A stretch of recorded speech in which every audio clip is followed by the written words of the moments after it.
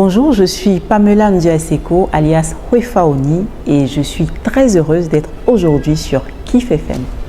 Allez.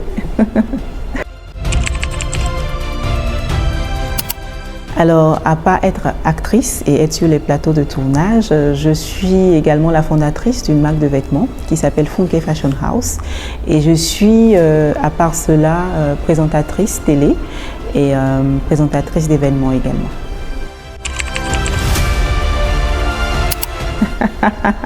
Je pense que cette question-là, je l'ai beaucoup reçue et j'ai pour habitude de répondre que Hwefa, ce n'est pas Pamela.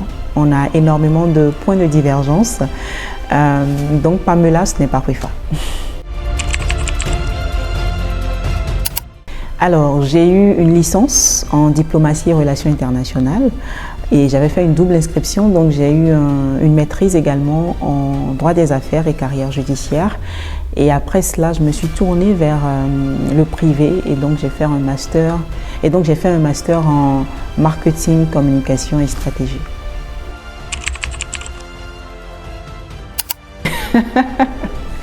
Je dirais que je suis ultra concentrée et en même temps blagueuse. Voilà, un mix des deux.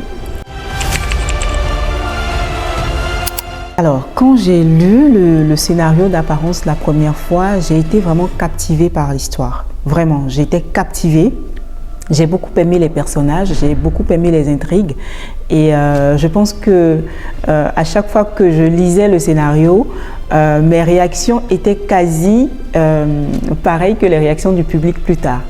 Cet engouement-là, cette envie d'en savoir plus, cet attachement aux différents personnages, donc c'était vraiment ça pour moi également.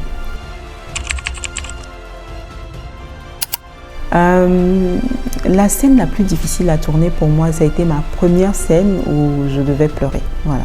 Je pense que la tristesse est une émotion que je n'aime pas beaucoup exprimer et du coup, ça a été vraiment un gros challenge pour moi.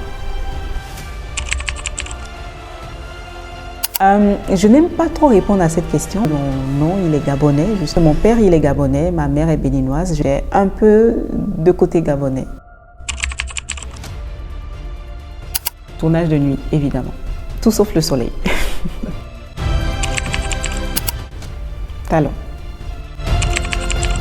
Aloko. On ne peut pas avoir un joker pour ça? Alors, j'aime beaucoup Pépé Oleka. Pépé Oleka qui est comme une sœur. J'adore ses chansons qui sont très identitaires, je dirais, et qui ont des paroles très fortes. Et pour m'ambiancer, tout en écoutant des chansons de chez nous, j'aime aussi Cécimé. Cécimé qui est très talentueuse également. Mon artiste béninois préféré, Sabouan Daniel, incontestablement. Franchement, je ne suis pas très football. Je vous assure, je ne suis pas du tout football, donc je ne saurais même le dire. Je sais qu'on a un certain Jodel Dossou. Je dirais peut-être Jodel Dossou.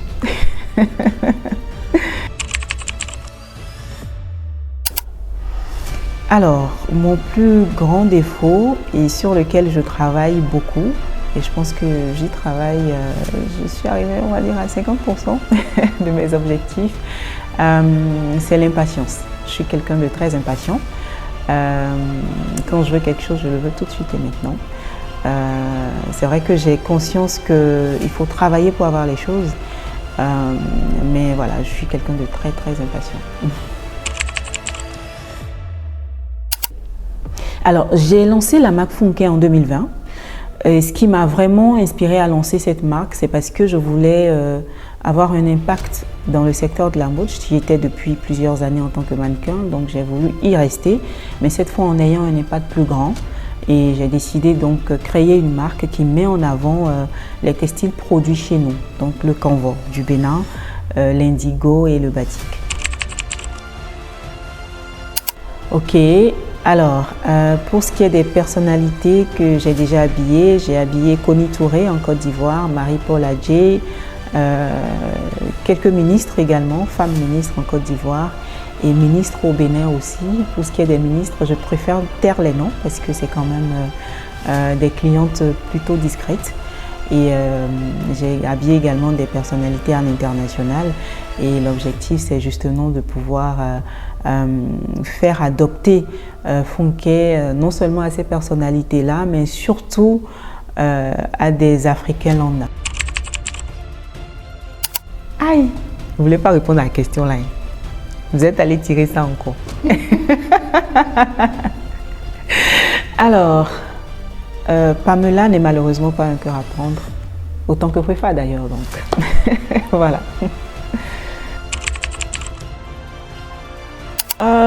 Continuez d'écouter Kif FM, hein. Je constate que c'est une radio très jeune, très fun et qui est pour tout type d'auditoire, donc voilà, ne vous privez surtout pas de leurs contenus qui sont assez intéressants, donc vive Kif FM.